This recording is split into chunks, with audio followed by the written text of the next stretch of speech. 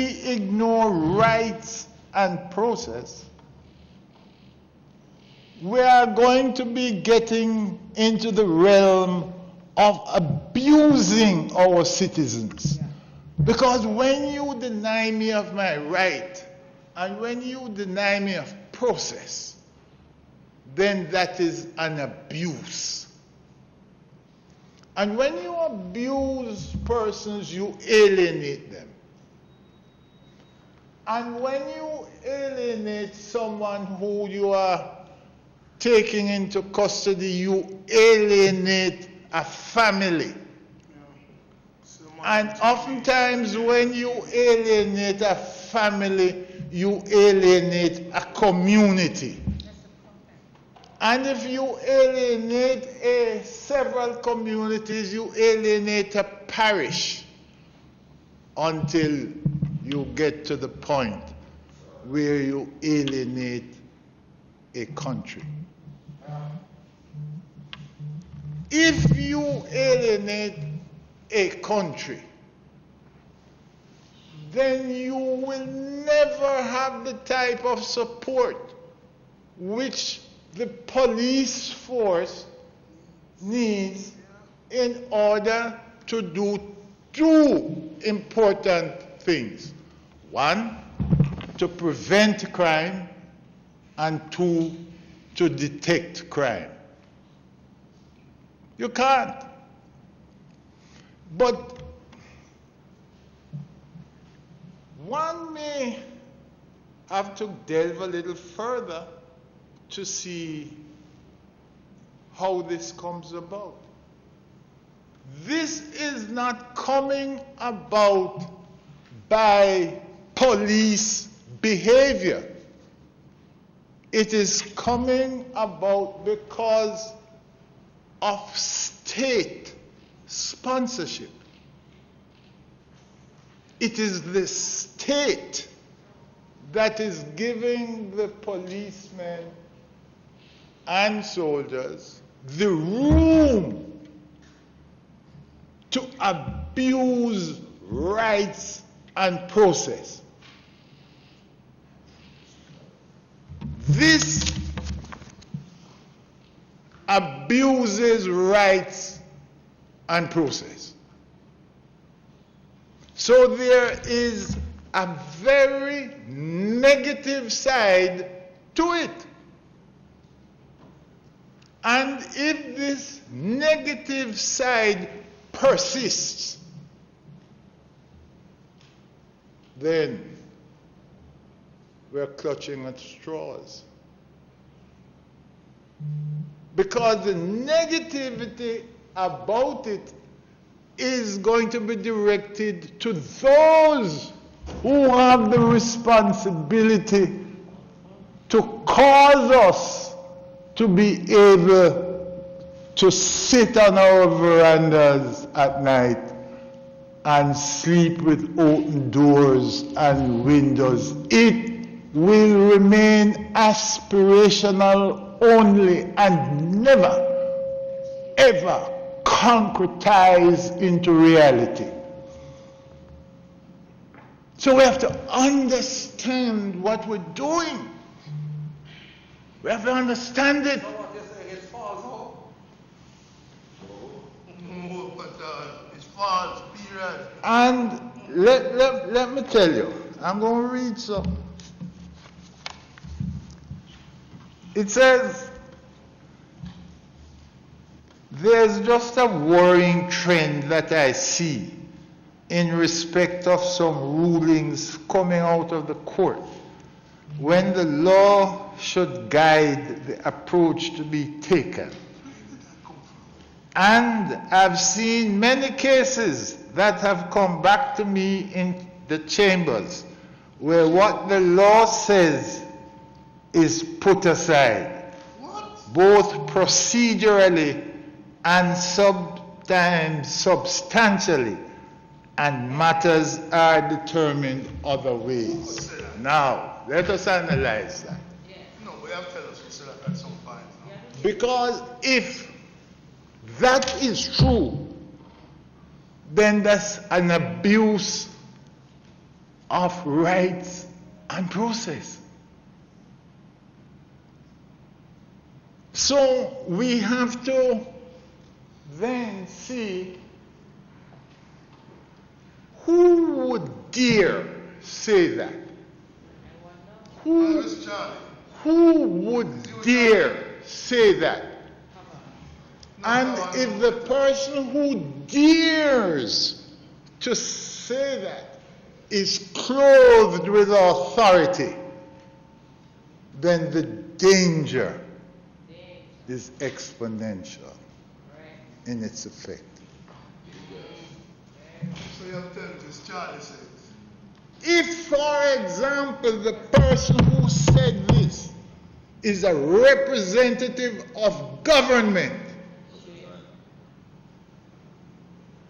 then this is where I'm telling you that the state through the government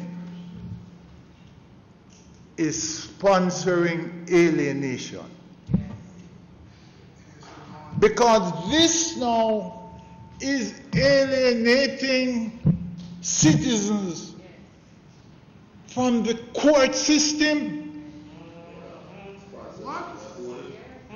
Charlie, that is not you. I don't think you ever said Democracy. that. I withdraw my thing. Democracy is undermined if the court system is seen by the populace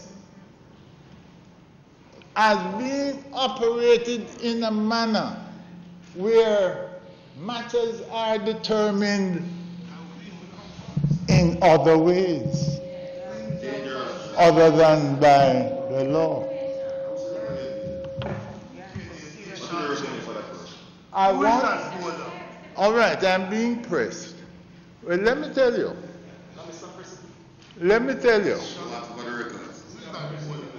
The legal advisor to the cabinet is the Attorney General.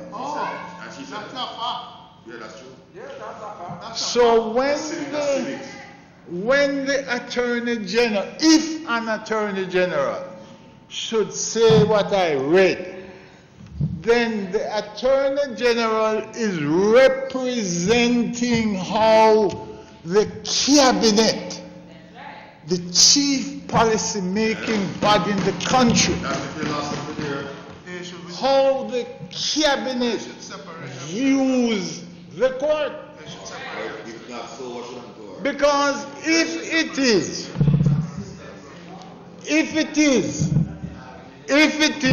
that the Attorney General holds, if it is that the Attorney General holds this personal view, then the Attorney General should step aside. Because this is, in my experience, the greatest assault on the integrity of our system.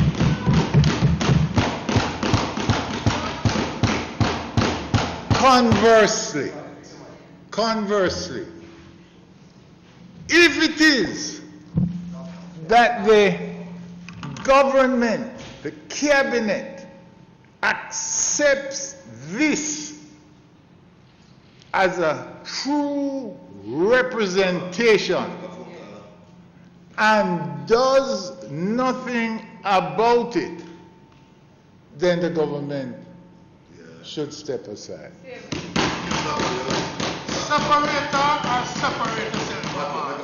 But what cannot be is that this is allowed to stand.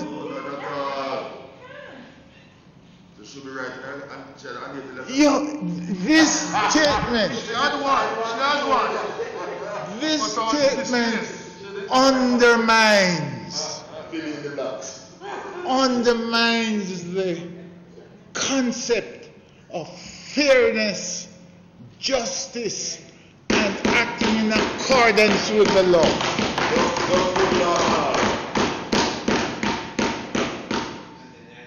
if a man like Dicey, should come alive and hear these words from an attorney general, I think he would go back to sleep. They're dangerous words. They're carelessly spoken words, thoughtlessly uttered. And if there's any sense of justice, easily recalled. Come out and take those words back. Take those words back, because this is contributing to the fracturing of the heart and soul and mind and body of the state. Wow.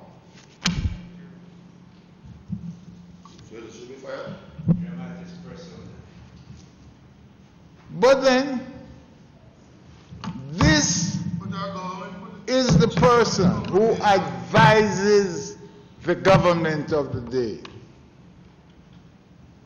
And if the government doesn't distance itself,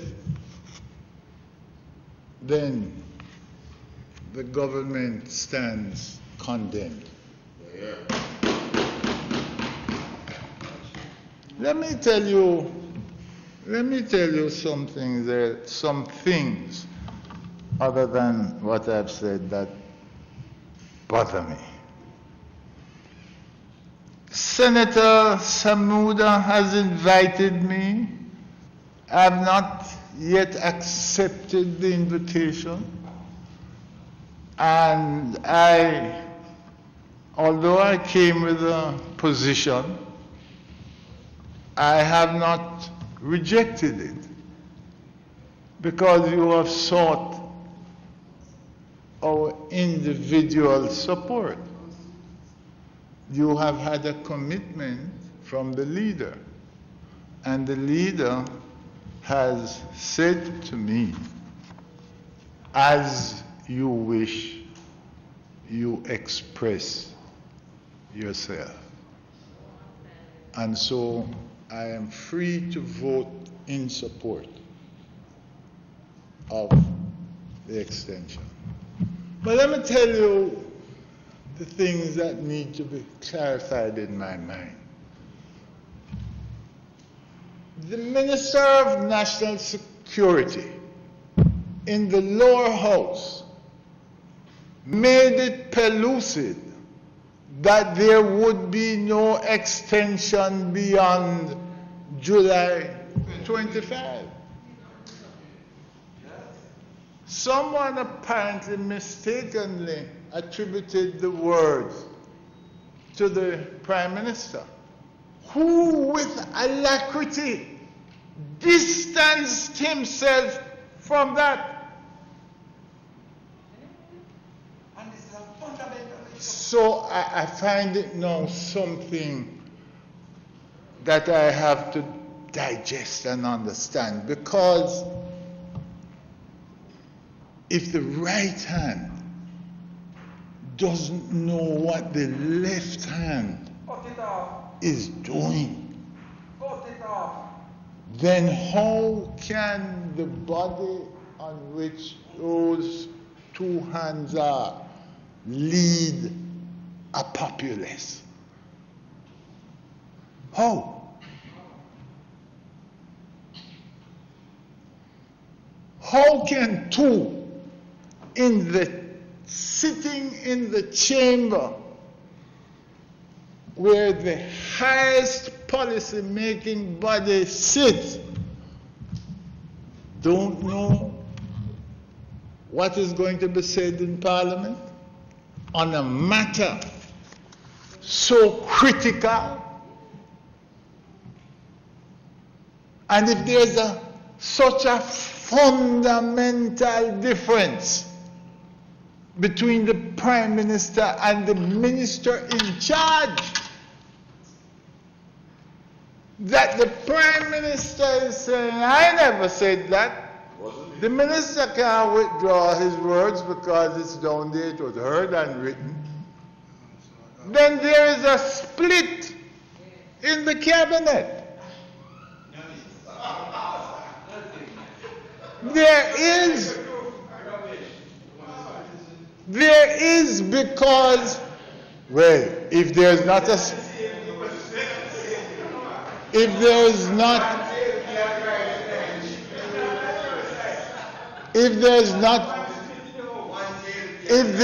not a split in the cabinet, then the Prime Minister and the Minister disagree, or the Prime Minister don't know what the Minister going to do, and the Minister don't know what the Prime Minister going to do. You can. There are some things that are said.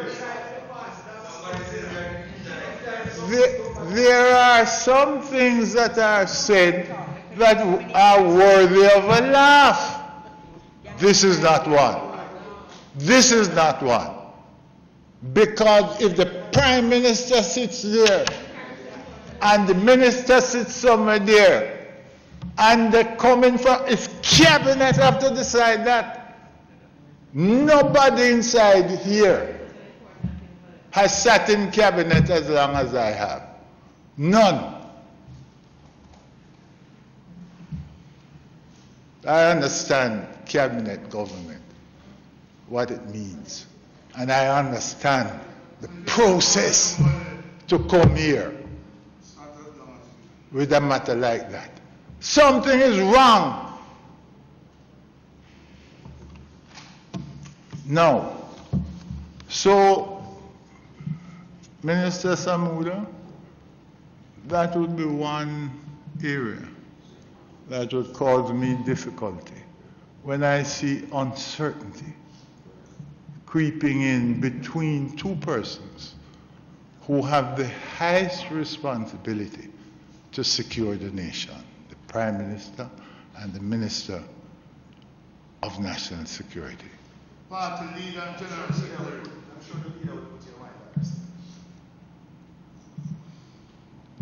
I don't like to invite people to embark on an exercise of futility.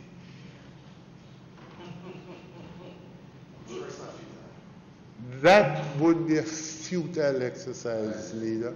Don't try. Maybe you can, persuade some others, but you can't persuade me. One so far, don't lose one. I feel as if I am being asked to support failure. Because the fact that this is brought here today means that over the last 3 years, almost 3 years, it hasn't succeeded. And Einstein, it was who told us, if you do the same thing over and over, Right? I think it's Einstein. Wait. Einstein.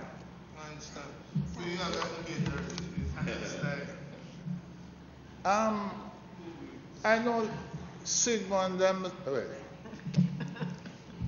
If you do the same thing over and over again, and you expect a different result, then you're crazy. You're crazy. Let me tell you what bothers me. The second paragraph bothers me. When it says the Governor General was satisfied that a state of public emergency existed. I don't understand that. I don't understand that. Who is advising the Governor General of this? Who caused him to be satisfied about the state of emergency?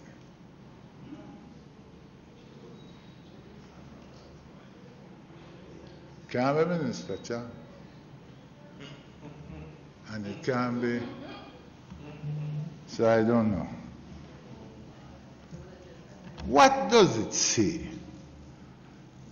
A state of public emergency exists if satisfied that action has been taken on so extensive a scale as to be likely to endanger the public safety.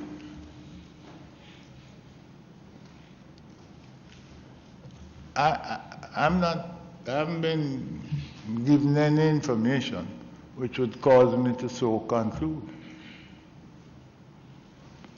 And then it says, if the action hasn't been taken, then it is immediately threatened by any person or body or persons. Has that been provided to me? You're seeking my support? Have I been given anything? All that I have been given is what has been recited over and over again. That's what has been given to me.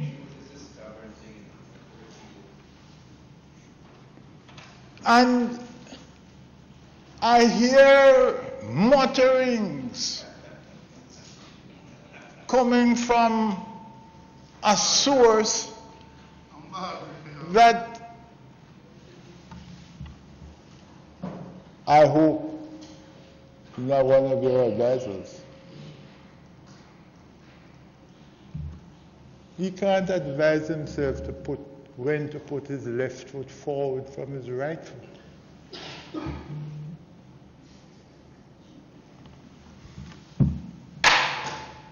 Thank you, President. That's not for you. Mr. President, the Speaker's time having expired, might it be extended to allow him Thank you. to complete? Members have heard the question. Those in favor? Against? Thank you, Senator Knight. Thank you. Thank you, members.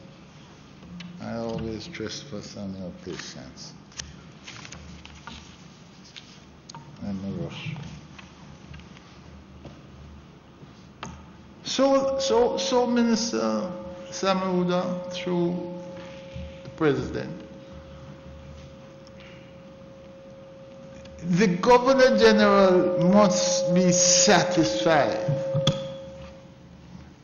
that a person or body or persons have so threatened the society on so extensive a scale as to be likely to endanger the public safety. You can't just put it, gunmen threatened. You can't just put it that way. Even after 3 years, you can't come up with specifics. Then I am being asked to support failure, inefficiency, ineptitude, and a callous approach to the solution of a nagging problem. That's what I'm being asked to do. I cannot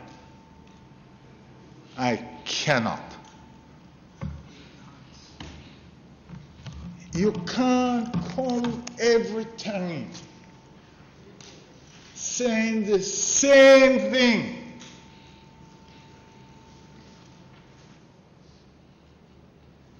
And persuade me that the thing works when you come in with it for 3 years, over a period of 3 years almost.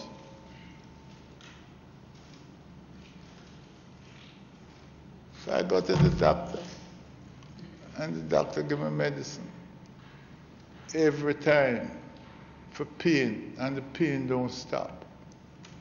It's one of two things I have to do, you know. I have to change the doctor or change the medicine. Find out what the real problem is. Find out. That's why when, I can't remember which senator, spoke about social transformation as against some piecemeal programs that are being put in, when Floyd spoke about the values and attitudes and so on. That's what is important. I want to end by just mentioning something. You know, I told you what happened in my experience as a young counsel. I'm going to tell you my experience now as counsel and a young minister. Young minister does not necessarily mean a young person becoming.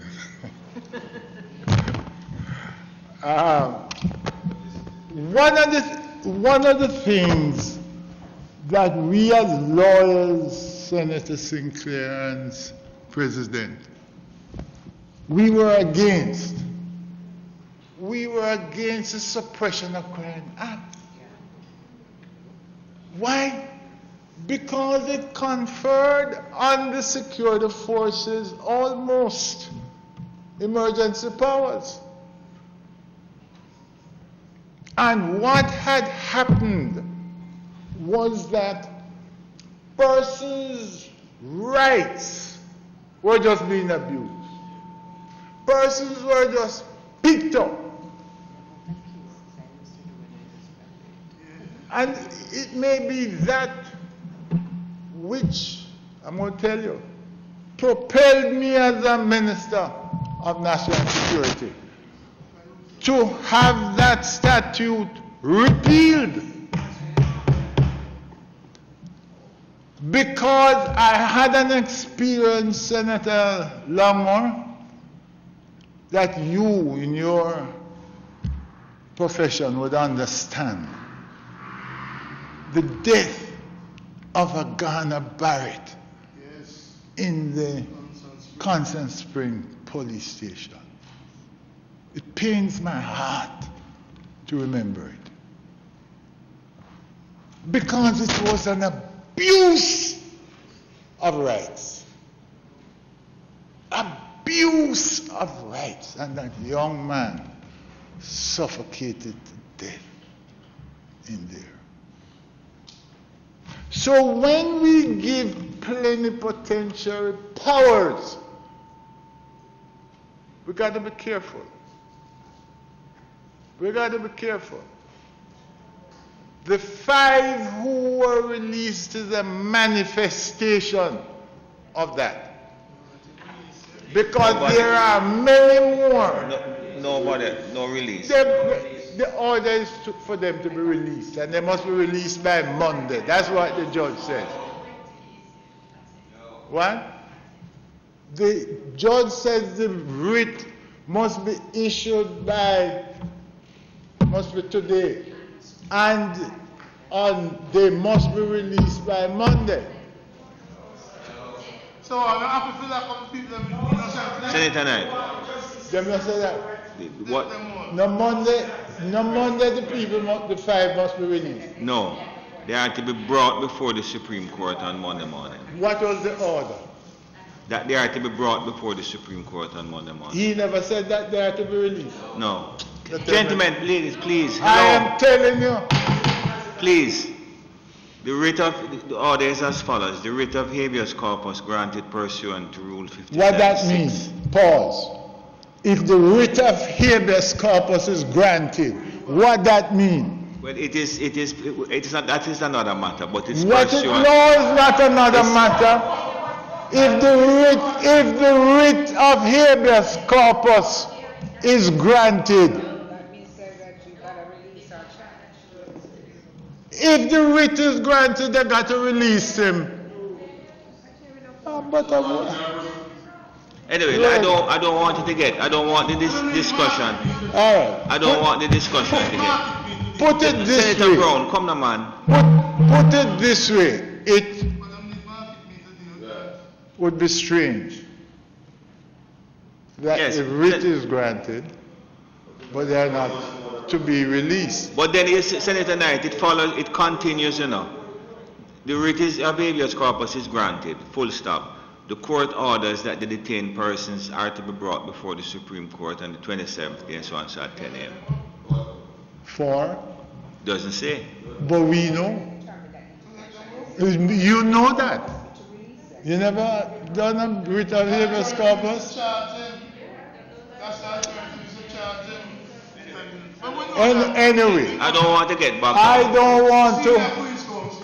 don't want to whittle down my point.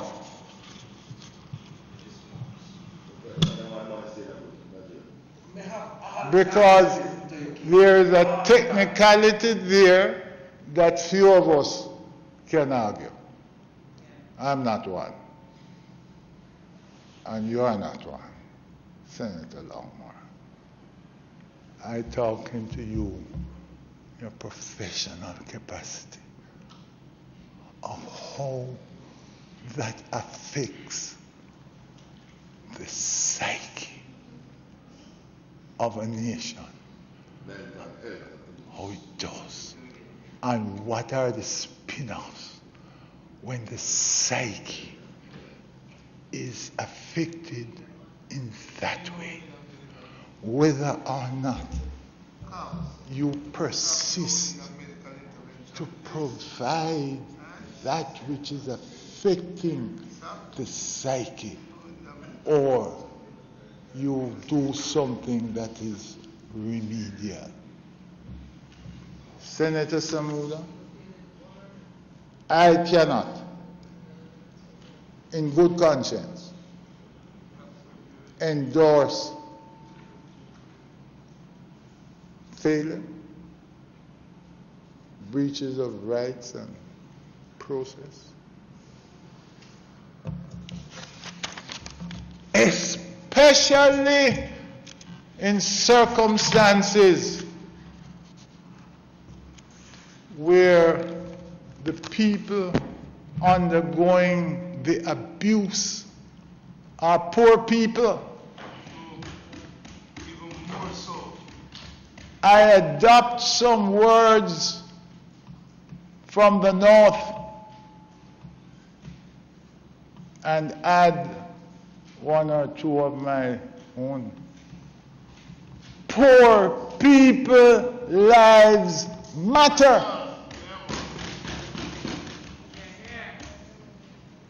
It matter. And based on what you have said about years of deprivation, etc., etc., it is callous and wicked that instead of fixing the deprivation, which is a main cause, a contributing factor to criminal activity, what is being done is that which they have is being taken away from them, their constitutional rights. I cannot, in good conscience, support this.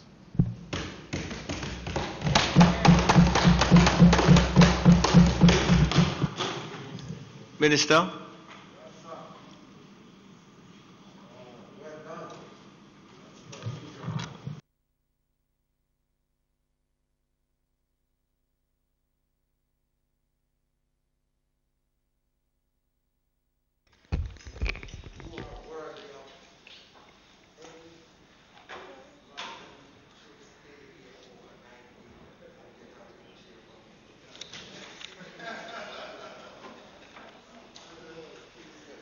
Mr. President,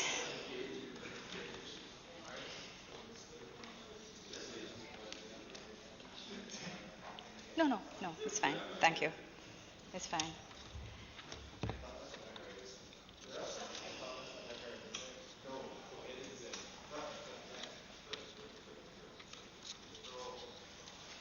Mr. President, I, as usual, in circumstances such as these, will not seek to address every comment made by contributors to this debate, and for different reasons. But I will touch on a few points before we undertake the vote, recognizing that, of course, we still have two matters on the agenda of public business today, and we wish to also ensure they have their appropriate time. Mr. President,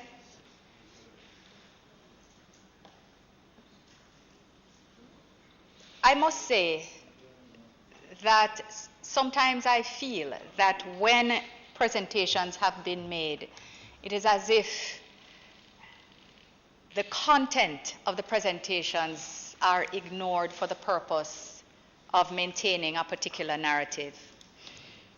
Because for the clear reductions in murders and shootings and other serious crimes to have been enumerated and stated in the simplest of terms, and for the states of emergency to be classified thereafter as failures, to me leaves me wondering if we're all sitting in the same chamber. Mr. President, where there have been issues raised, concerns raised, we as a government that is too also concerned with rights and process have ensured that they are addressed and the resources provided where they have required this. Where the state of lockups were raised as a concern at the very start of our declarations of states of emergency, the concerns were addressed across the island. Mr. President, before even the first state of emergency was declared, and certainly as a continuing part of our governance framework, there is human rights training and increased human rights training for our security forces on both sides. Mr. President, where any incident has been raised which has raised the question of abuse, it has been formally reported and addressed, Mr. President, in accordance with the appropriate processes. And Mr. President, one thing that has been certain, I heard the comment made earlier in relation to a comparison made of 1976 and now, where a senator has said that as it was so, it is now. I have never heard a statement as far from the truth uttered in this chamber as that one. Mr. President, I will not go through the clear differences between what I would have read about and heard about.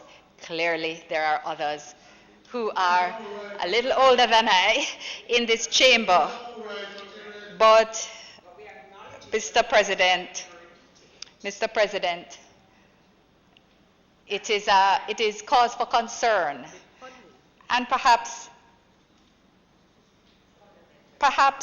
linked to a comment made by Senator Scott Motley earlier, where if you define yourself in a particular way, that you cannot see matters unless they are in orange or green, then you cannot see things objectively. And that is what must lie behind a comparison such as that. But Mr. President, I think it is important for us to recognize, and I repeat, that for us, the issue of the people is always at the forefront, and it must be on both sides. So it is both sides, and we do. And this is the point of saying where there have been concerns about detention, the circumstances have been improved, and that has continued. That can't just be ignored, and all of a sudden a new truth is created. These matters have been addressed. But I have to say that when we talk about rights, the first thing that comes to my mind, the first category that comes to my mind is always the right of that little girl in that community held to ransom by a don that has the right to enter puberty and not be worried about being summoned because a man has a stranglehold on a community. The right of the little boy who wants to go to school and study his book and make a better life for him and his family. The right of parents who are held to ransom every day, even though they break their backs in jobs just to send their children to school and build a better life for them. Their right to see their children grow to adulthood and not fear for themselves or their children. Their rights, Mr. President, must always be foremost. So while we consider due process and while we consider and ensure that the appropriate frameworks are in place, I started this presentation this morning by speaking about the conditions of the Constitution in place. And anyone who sees the same high level of murder that is beyond the global and regional rates and says that they are not convinced that the circumstances exist where the public safety is endangered is in another world and perhaps should pack their bags and go. Mr. President, extraordinary measures call for extraordinary times call for extraordinary measures.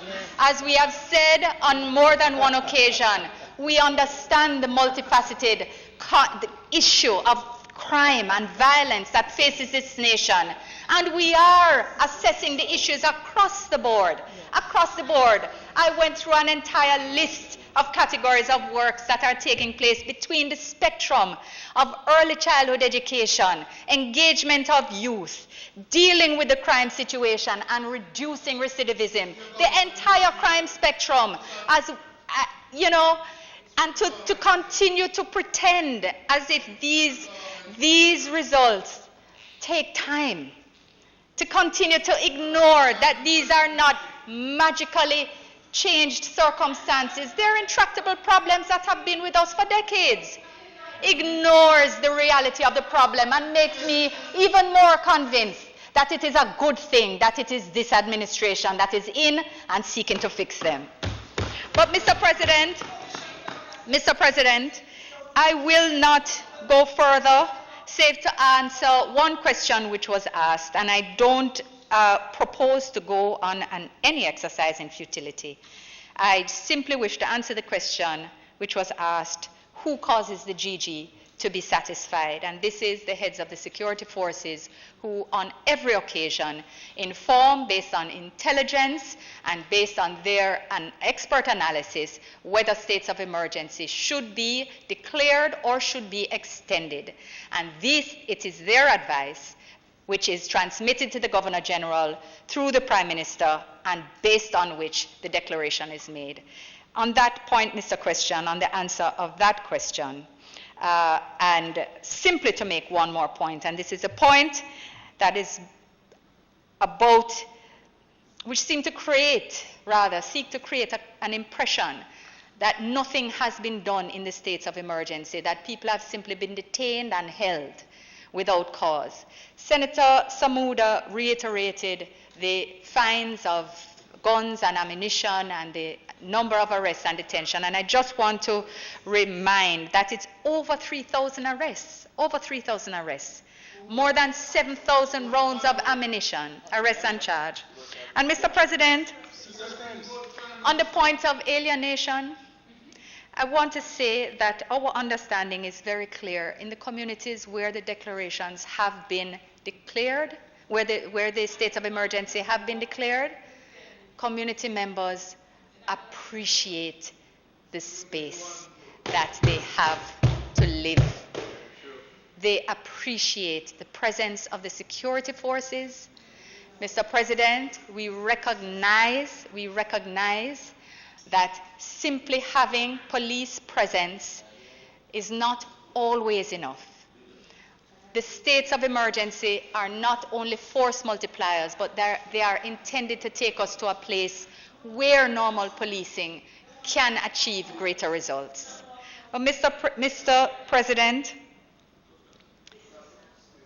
on that note, on the note of hope and on the note of our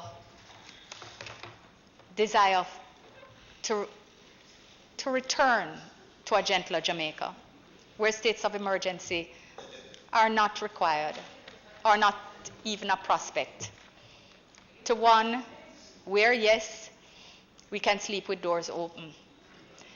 Mr. President, with that, I ask for the support of this Senate in respect of the 5 resolutions tabled earlier. I thank you.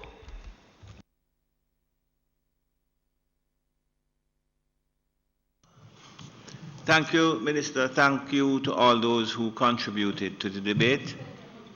The question to be put, you are aware of.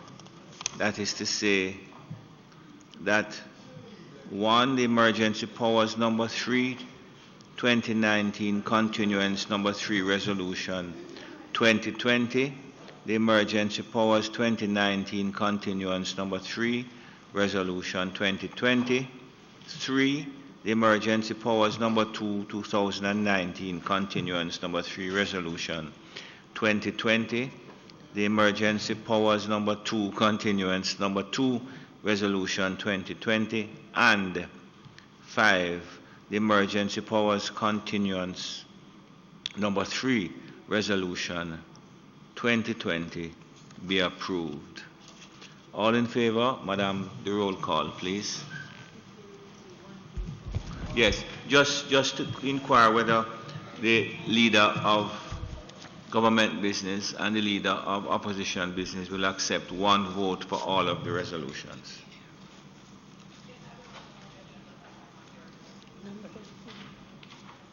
Madam Leader? Thank you, Madam Clerk. Go ahead, please. Senator Graham? Yes. Senator Brown? No on all 5. Okay. Senator Crawford?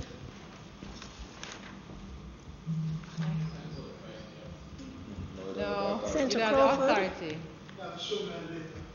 No, declined. Undated letter. Absent. Senator Fraser Binns? No.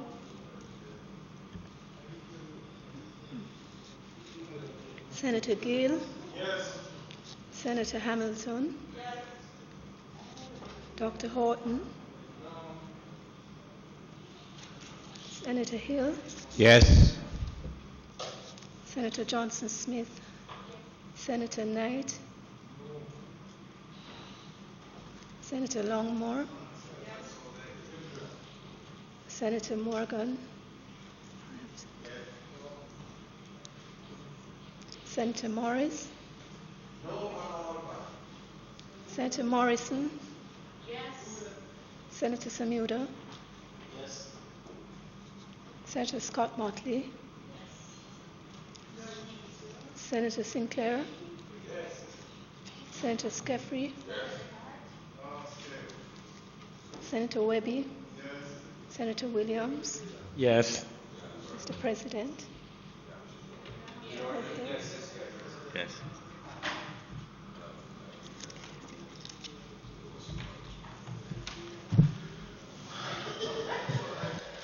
Madam Minister, while it is being tallied, you intend to do what next?